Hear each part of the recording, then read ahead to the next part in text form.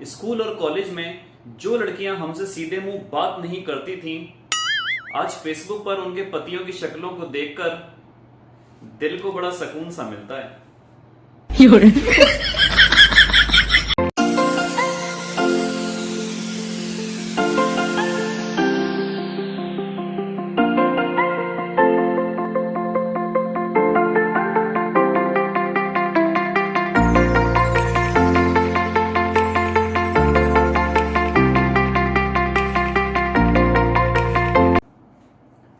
Good morning India, कैसे हो बच्चों।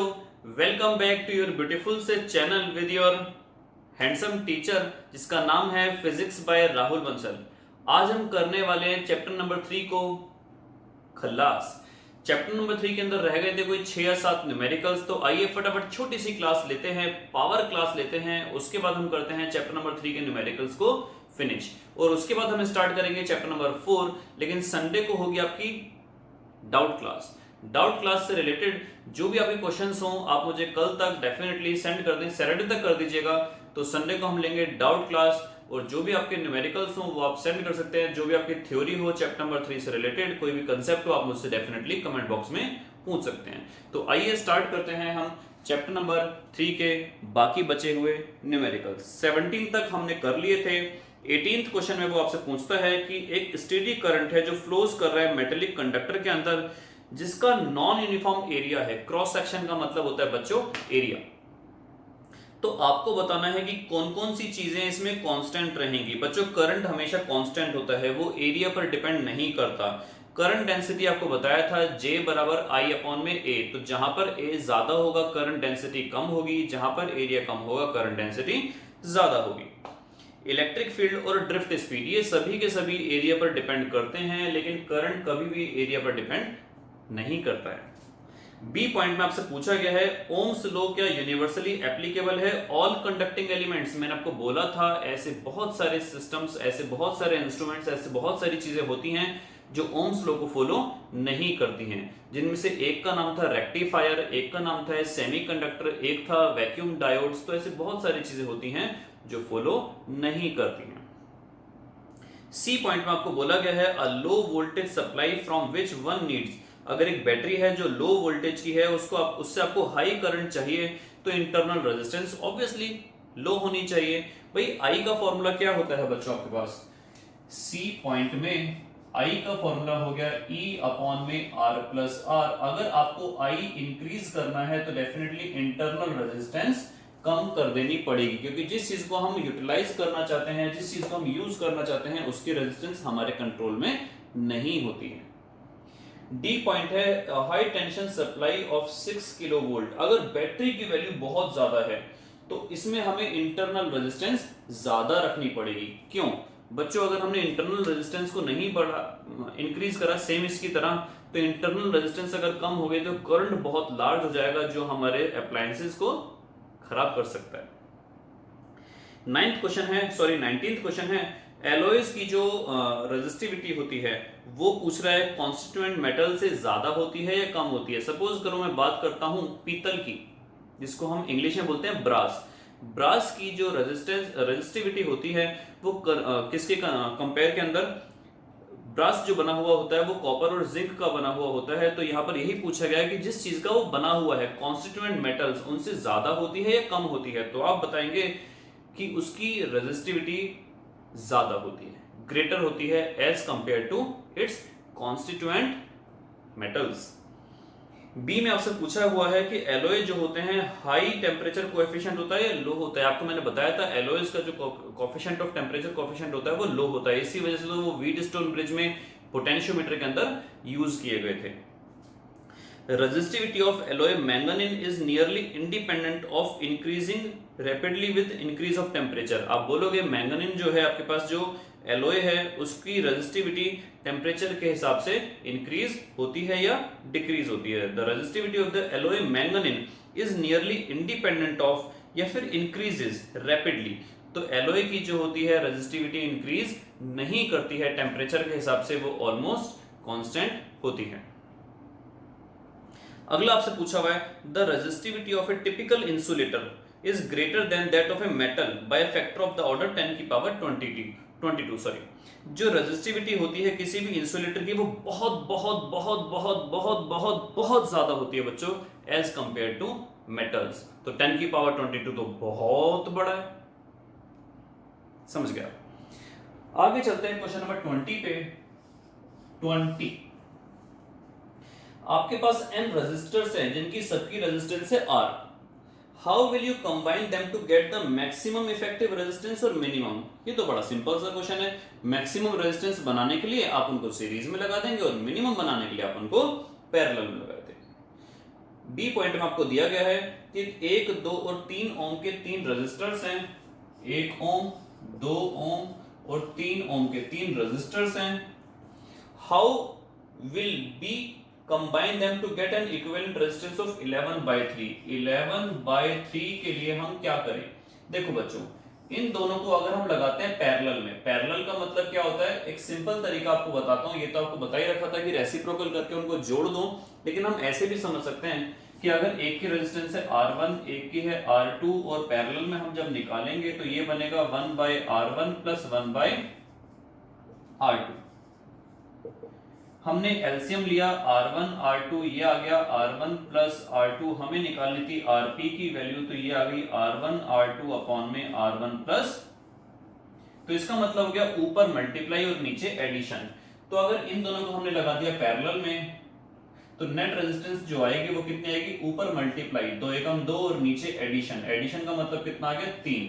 अब ये दोनों पैरेलल में लगाने के बाद इसका कॉम्बिनेशन इसके साथ हमने सीरीज में लगा दिया कुछ इस तरीके से, ऐसे। ये हो गया 1, ये हो गया 2 और इसके साथ ये हो गया 3। इन दोनों का आंसर आया 2/3। उसके साथ 3 वाला लगा हुआ है सीरीज में, तो हम यहाँ पर अगर 3 ऐड कर देंगे, सीरीज में ऐड होते हैं डायरेक्टली, तो 3 3 9 और 2 11/3 आपके पास आंसर आ जाएगा। तो हम कह सकते हैं 1 ओम का और 2 ओम का पैरेलल में लगा हुआ है और उसके कॉम्बिनेशन के साथ बाद में 3 वाला हमारा सीरीज में लगा हुआ है। सेम आप आगे करके देखिएगा 11/5 में क्या होगा। 11/5 के अंदर क्या होगा, 11/5 में आप ध्यान रखिए कि कौन कौन से पैरेलल में आएंगे, कौन से सीरीज में आएंगे। ये आप हिट एंड ट्रायल से खुद ट्राई कीजिए और मुझे बताइएगा कमेंट बॉक्स के अंदर कि किसका आंसर सही आया और किसका आंसर गलत आया। इसमें भी ऐसा होगा, कोई ना कोई 2 आपके पास सीरीज में बनेंगे और एक आपके पास 2 पैरेलल में बनेंगे और एक आपके पास सीरीज में बनेगा। ये थोड़ा सा हिट एंड ट्रायल का क्वेश्चन है बच्चों। एक बात आप ध्यान से देखिए, 11 को अगर मैं 3 से डिवाइड करूंगा तो आंसर आएगा 3 पॉइंट समथिंग। 3 पॉइंट समथिंग का मतलब हो गया वो इससे भी बड़ा है, वो इससे भी बड़ा है और वो इससे भी बड़ा है। इसका मतलब हो गया कि वो तीनों के तीनों पैरेलल में नहीं हो सकते हैं। आपको याद हो मैंने बताया था अगर हम किसी चीज को 3 रेजिस्टेंस 2 रेजिस्टेंस को पैरेलल में कनेक्ट कर देते हैं तो नेट आंसर जो आता है वो इंडिविजुअल वालों से कम हो जाता है। यहां पर भी देखिए 11/5 है तो इसका आंसर आएगा आपके पास 2.2 और 2.2 का मतलब हो गया इससे बड़ा है लेकिन इससे छोटा है, तो इसका मतलब तीनों के तीनों अब भी पैरेलल में नहीं हो सकते हैं। आगे आपके पास आंसर है 6 के लिए तो आप इन तीनों को ही सीरीज में लगा देंगे और लास्ट है आपके पास 6/11। 6/11 अच्छा सा इंटरेस्टिंग सा दिख रहा है आपको। 6/11 को अगर आप ध्यान से देखें तो ये 1 से भी छोटा है और 1 से भी छोटा होने का मतलब क्या हो गया, तीनों के तीनों आपके पैरेलल में आ जाएंगे। सी पार्ट है बच्चों इसका, सी पार्ट है बच्चों इसका, सी पार्ट है बच्चों इसका। देख लेते हैं क्या है बच्चों सी पार्ट में।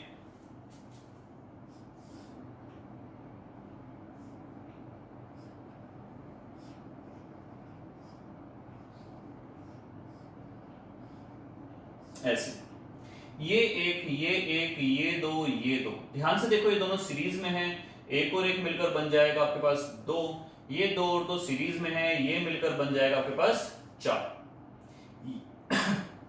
यहां पर लगा दिया गया है टर्मिनल। उसके बाद फिर से ऐसा ही होगा, आपको 4 बार दिए गए हैं, ऐसे करके आपको 4 बार दिए गए हैं ऐसे। तो इसका भी फिर वही बनेगा बच्चों, यहां पर फिर हमारे पास क्या बन जाएगा, ऐसे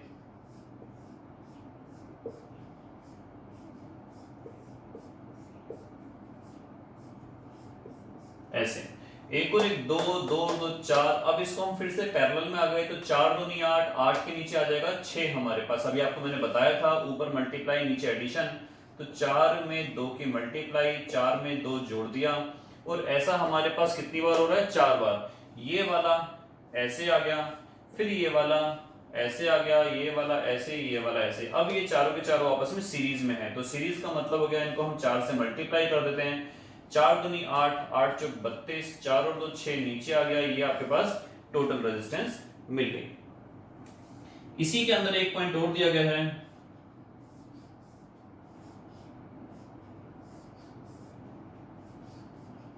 ऐसे।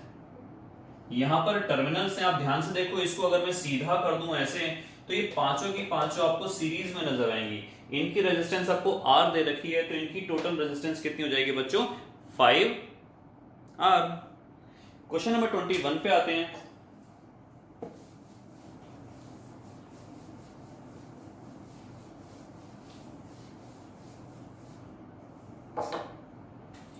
क्वेश्चन नंबर बच्चों 21 पे आते हैं। क्वेश्चन बहुत बहुत इंपॉर्टेंट है, ध्यान से देख लेना। ये इनफाइनाइट सर्किट है,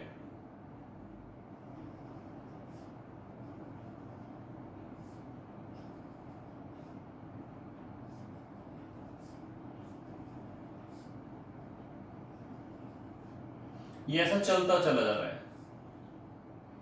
तो ये हमने मान लिया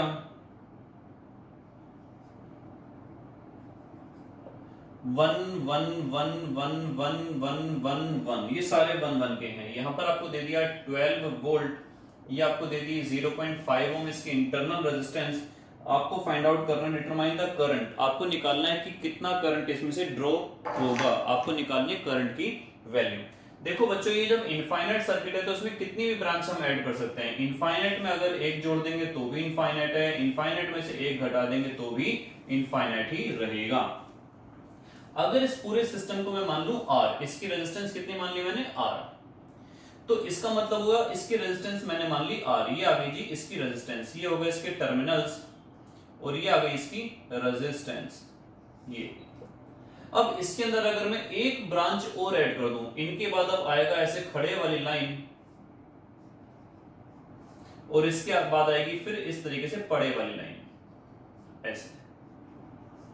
ये माना था R, ये है एक, ये है एक, ये है एक। R में एक जोड़ेंगे तो ये आपके पास हो जाएगा बच्चों पैरेलल में, तो हमारे पास आएगा R इंटू 1 अपॉन में R प्लस 1, यानी कि ये हो गया R अपॉन में R प्लस 1। तो ये आपके पास कुछ ऐसा हो जाएगा, और ये आपको दोनों दिख रहे होंगे सीरीज के अंदर। तो जब ये दोनों के दोनों सीरीज में हो जाएंगे तो R में R अपॉन में R प्लस 1 में एक और एक दो जोड़ोगे तो यहां पर आ जाएगा। लेकिन हमने पूरे की रेजिस्टेंस कितनी मानी थी, फिर से हमने R ही मानी थी। सिंपल है कि इंफिनिटी में आपको मैं बता रहा हूं कि अगर इंफिनिटी में 1 प्लस 1 जोड़ दूंगा तो भी वो इंफिनिटी ही रहेगा। शुरू में हमने इसकी रेजिस्टेंस मानी थी R, तो वो R ही रहने वाली है, चाहे उसमें हम थोड़ा बहुत जोड़ या घटा कुछ भी कर दें। इसकी आपको जब निकालोगे, आप इसको सॉल्व करोगे, ये क्वाड्रेटिक इक्वेशन बन जाएगी। R से R कैंसिल आउट हो गया, R square minus 2R minus 2। आप इसको सॉल्व कीजिएगा, एक R की वैल्यू नेगेटिव मिलेगी, एक R की वैल्यू पॉजिटिव मिलेगी। Negative can not be accepted, तो जो पॉजिटिव वैल्यू होगी R की, उसकी सहायता से आप यहां पर क्या निकाल सकते हो, करंट। I की वैल्यू हो जाएगी E अपॉन में R प्लस R। E की वैल्यू 12, कैपिटल R की वैल्यू यहां से निकालना, छोटे R की वैल्यू दे रखी है, तो आपके पास I की वैल्यू आ जाएगी ओम्स में या एम्पियर में। जी हाँ, I की वैल्यू आपके पास आएगी एम्पियर्स में। नेक्स्ट क्वेश्चन आपके पास है क्वेश्चन नंबर 22, जो आपको कह रहा है कि 2 वोल्ट का पोटेंशियोमीटर की बैटरी है, use for the determination of internal resistance 1.5 volt cell. एक 1.5 वोल्ट का सेल है जिसकी इंटरनल रेजिस्टेंस निकालनी है। याद करो, आपको मैंने बताया था इंटरनल रेजिस्टेंस का फॉर्मूला हमने सीधा सीधा पढ़ा था, L1 माइनस L2 अपॉन में L1 इंटू में कैपिटल R। तो आपको शुरू में बोला हुआ है कि कहां पर बैलेंस कर रहा है, 76.3 पर बैलेंस कर रहा है। दूसरी बार में बैलेंस कहां करा, 64.8 पर बैलेंस करा, नीचे वही 76.3 आ जाएगा, और जो कैपिटल R की वैल्यू है वो 9.5 ओम दी हुई है। तो यहां से बच्चों इजीली आ जाएगी आपके पास internal resistance of the cell. ये थे आपके पास कुछ क्वेश्चंस आज के। चैप्टर 3 आपका हो चुका है finish. Till then goodbye, स्वस्थ रहिए, मस्त रहिए, जबरदस्त रहिए। करेंगे संडे को doubt class clear. Till then bye bye.